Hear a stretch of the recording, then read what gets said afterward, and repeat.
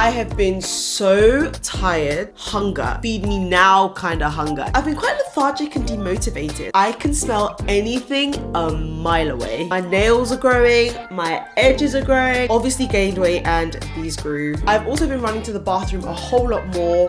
Did I mention tired? Hi lovelies and welcome, it's Funto here, I hope you're well.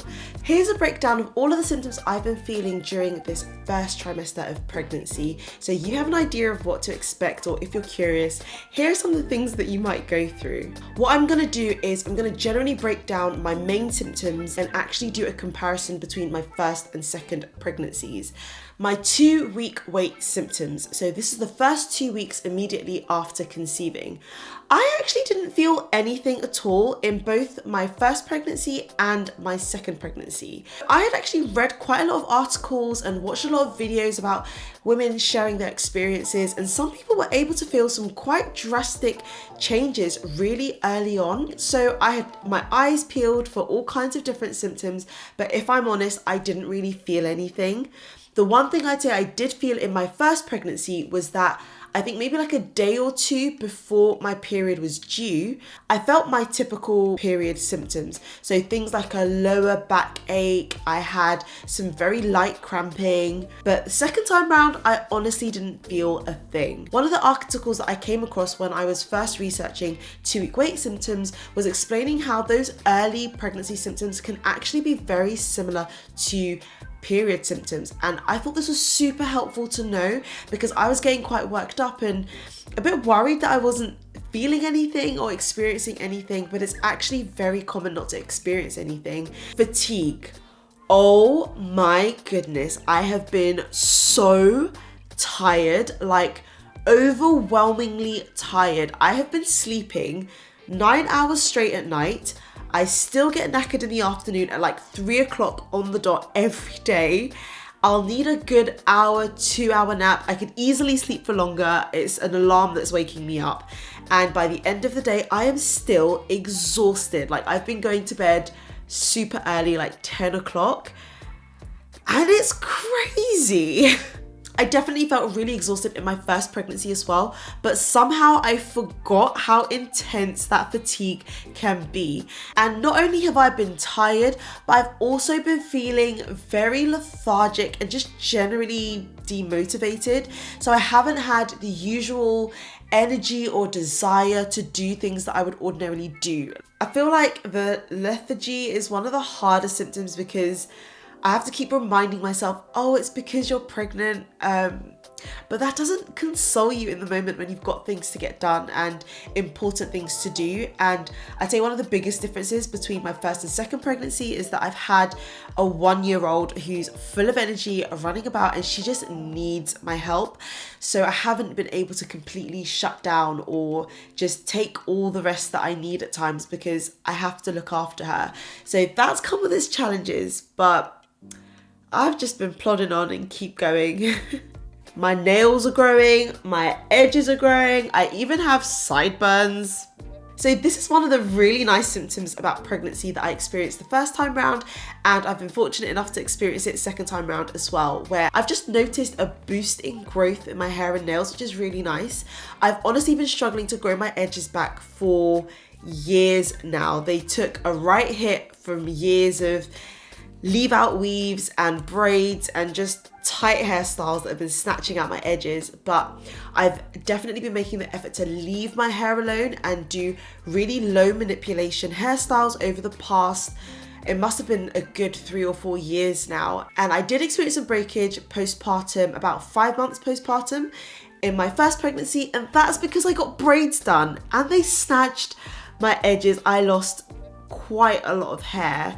But I've noticed in the past few weeks that it's actually starting to grow back, and yeah, it's just really nice to have that confidence again to be able to wear my hair pulled back if I want to. And similarly, I feel like my nails have started to grow quite nicely. I've definitely noticed that since being pregnant, they're more consistently long and healthy and strong. I have been super thirsty.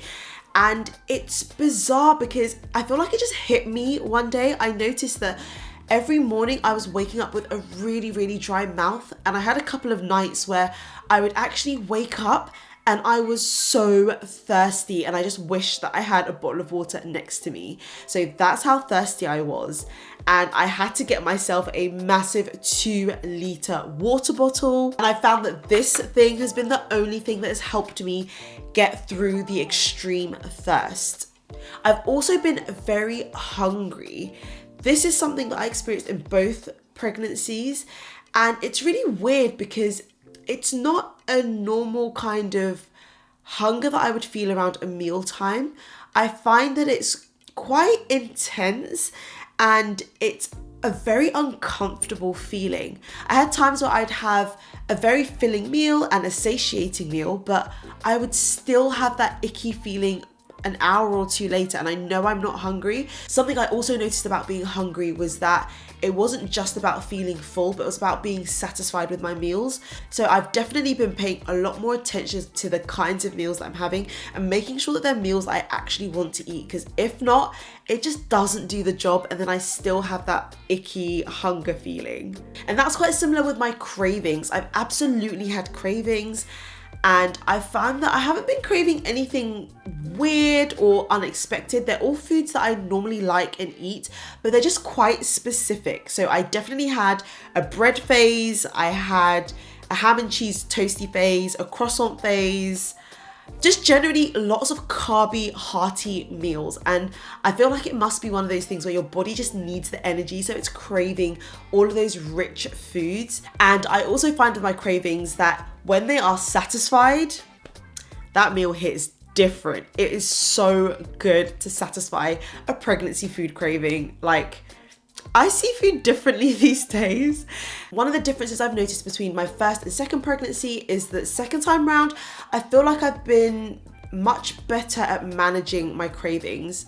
So of course they say when you're pregnant, you're not literally eating for two. So I've been trying to be mindful of that, but not letting it weigh me down. So if I'm hungry, I of course do eat, and I do give into my cravings here and there. But there've been a few times where I've been craving really unhealthy foods, and I'm trying not to overdo it on things like takeout or very greasy and salty foods, because I just know they're not going to make me feel good, and they're not the most nutritious or beneficial for the baby either. One of the biggest things that I think that's helped me manage my cravings is making sure that I eat meals on time. So rather than allowing myself to get to the point where I'm really hungry before having a meal, I try to anticipate my hunger. So generally speaking, in the mornings, I wake up a bit peckish, and by 9 a.m. I am hungry. So I try to get my breakfast in before that 9 a.m. mark, so I'm not craving a ridiculous platter of pastries and all sorts of things that I may not even be able to get my hands on, or they just aren't good for me. Water. Drinking lots of water has helped me so much with my cravings. I feel like sometimes my body confuses hunger with thirst, which is a common thing. So having enough water and drinking regularly actually gives me a chance to suss out whether I'm genuinely hungry or whether I'm thirsty or whether I just feel like a bit of a snack. And of course, sometimes I just give in because a satisfied craving hits different. I have been gaining weight. So of course this is natural to gain weight during pregnancy, and the NHS have some guidelines on roughly how much weight you can expect to gain based on your BMI over the full course of your pregnancy. So I do pay attention to this as just a general guideline, but again, I don't stress out, I don't get bogged down on it, because I mean, I'm pregnant, I'm growing a whole life, and the priority for me is to make sure that I'm healthy and the baby is healthy, and just to give them the best possible start in life.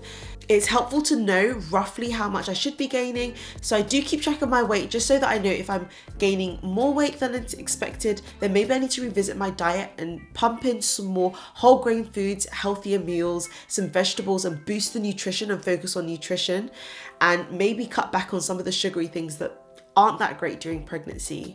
My breasts have just ballooned. Now, this is something that I just didn't really expect. I think I maybe forgot that it was a thing, but I definitely noticed a change in my breasts, particularly towards the later yeah, I feel like towards the end of my first trimester.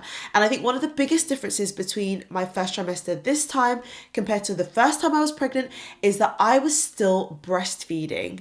So I stopped breastfeeding about 2 months into my first trimester, and that was because we were having some trouble with sleep training, and I felt like, you know what, I want to give myself a break from breastfeeding between babies anyway, and this might also help us with the sleep training as well. So that was the reason why I stopped when I did. So my suspicion is the fact that I was breastfeeding meant that my breasts stayed kind of the same during that period of time because they had a very specific function that they were performing. But then I'd say a couple of weeks after that period of stopping the breastfeeding and having my milk supply completely stop, they just ballooned out of nowhere, and they're definitely juicier and plumper, which I don't mind. So those are my first trimester symptoms. I feel like as far as first trimesters go, it's been kind of uneventful, and honestly, I'm just so thankful to the Lord that I haven't felt any nausea or morning sickness. I do feel like my symptoms have been relatively mild compared to what first trimester symptoms can be. So I'm extremely grateful, and I don't take that lightly. But it's just good to give you an idea of what some first trimesters look like, and hopefully yours goes smoothly too. Do give this a thumbs up if you found it helpful, and if you're new around here, please consider subscribing to stay up to date with the rest of my journey. Thanks for watching, and I'll catch you in the next one. Bye.